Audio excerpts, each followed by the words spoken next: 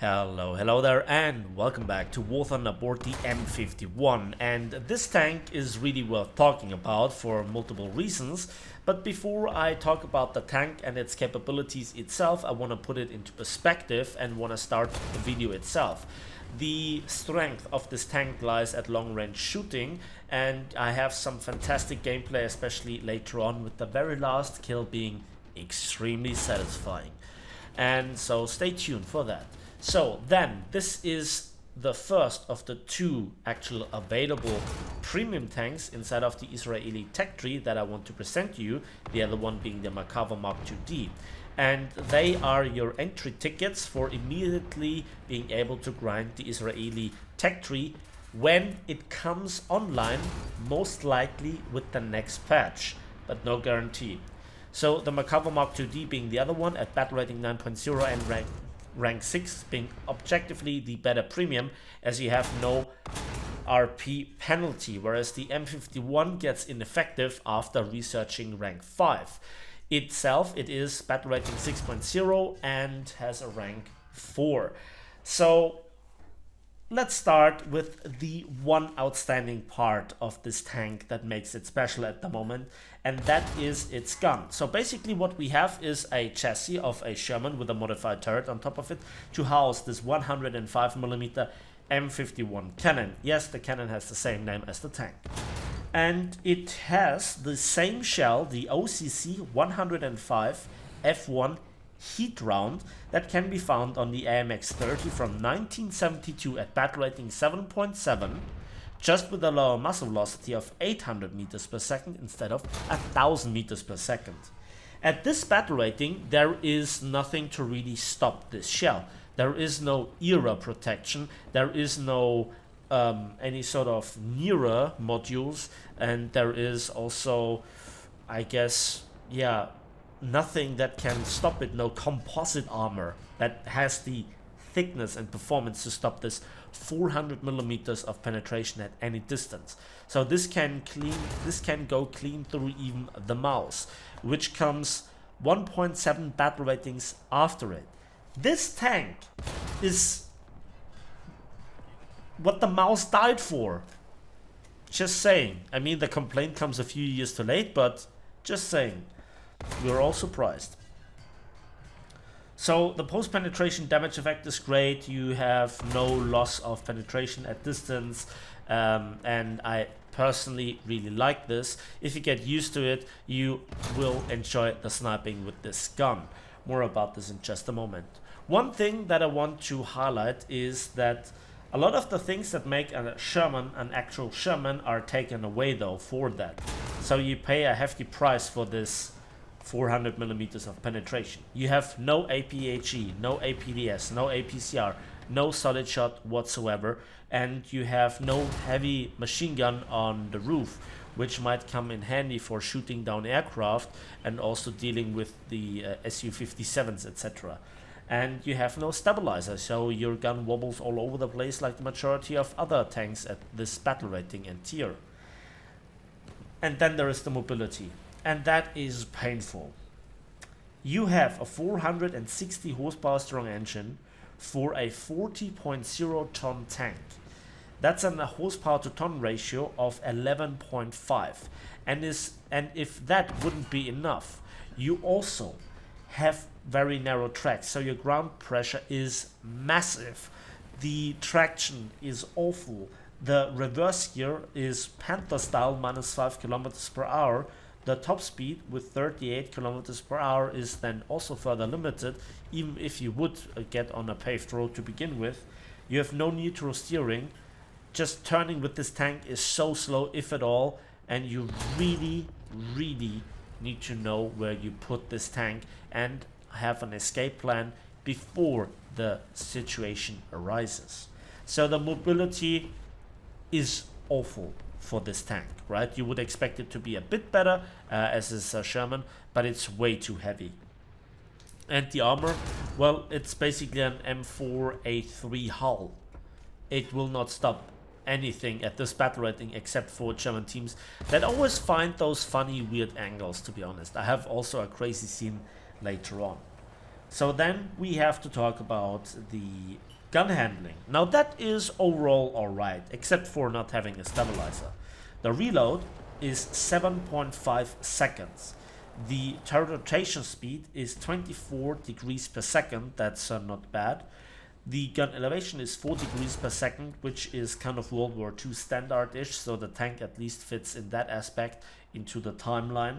We have a gun depression of 8 degrees, a gun elevation of 20 degrees, and that overall allows you to get the gun on target more or less reliable. Then we come to the ammunition. Yeah, there isn't a high explosive rounds, and we don't talk about it. It's basically not that great. 25 millimeters of penetration, 2 kilograms of TNT equivalent, not that great. We have a smoke round that might be useful to smoke up enemy sniping spots and also to smoke up allies or yourself if you are out of the one smoke pop that you have.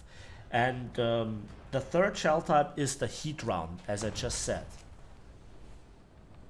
Now, I have to say that this heat round has a surprisingly effective and reliable post-penetration damage effect.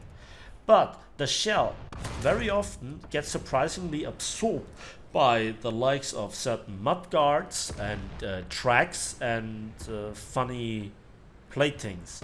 But most of the time it does the job. Yeah, that target exploded so hard it even lagged in the recording. So overall, the tank is not that great for close quarters environments. It's very good at sniping, and I like it really doing that. I absolutely enjoyed it for this day, and if you like sniping, if you like really lobbing that shell over ridge lines, etc., that was the mudguard situation I just explained, then this tank is great. To fire with a normal working tank, 400 millimeters of heat at enemies is just not okay. But I think we are years too late when it comes to that, to complain about this.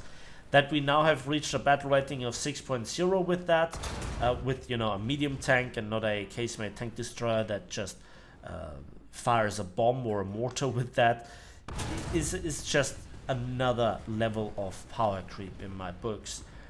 It's not a big deal, I just want to highlight it, and it is really this gameplay that I want to really highlight what I'm talking about. There is one great thing, and this is that I immediately, by default so to speak, find the correct range when it comes to sniping.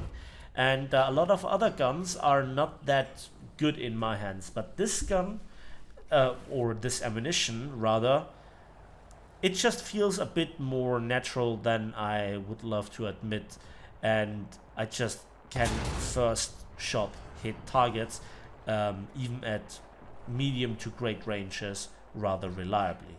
Maybe it's just that I know the maps at this point in time so well, but it's been a very long time that I played on Fulda or Fulda Gap, and yeah, it is just something that I wanted to highlight. That was a beautiful hit as well right there.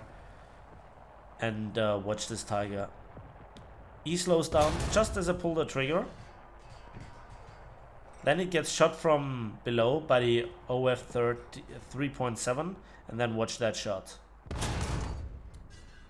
Oh yeah. that was an evil hit, I admit. And then there is also this aircraft. And this is really when it's not so great to not have a 50 cal. So for example here, I probably would have taken the BF-109 down or inflicted at least more serious damage. And as I was then finally repaired, I decided to switch position. I wanted to go to the ridge line to my left to have a bit more safe space, to be in the shade, etc. And then I don't know how they managed to do this. I really don't know how German tankers managed to do this. there he is. And I just can't even see the cupola, so now he makes the critical mistake. He moves forwards.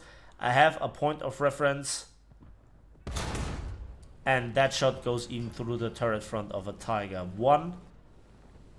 And he is critically hit. And we only hit the driver.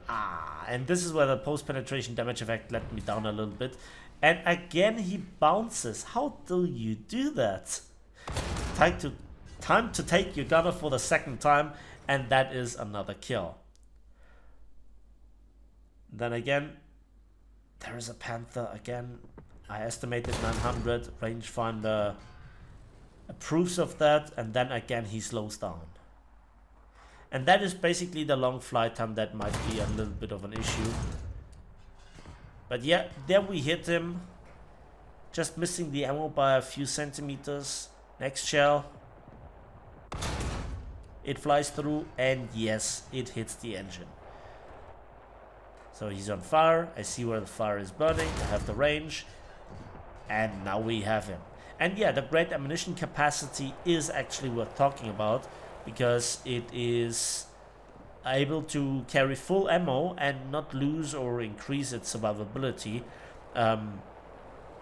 because the majority of ammo is at the very bottom of the tank, but the ready rack stands upright anyway, and yeah, it won't help you versus a bomb. And I promised you an amazing kill. So there is another aspect. At this very moment, before the introduction of this tech tree, you can spawn this tank up to 3 times without using a backup. That's just the benefit of having a premium tank if there is no tech tree yet. This will very likely change when the tech tree comes out.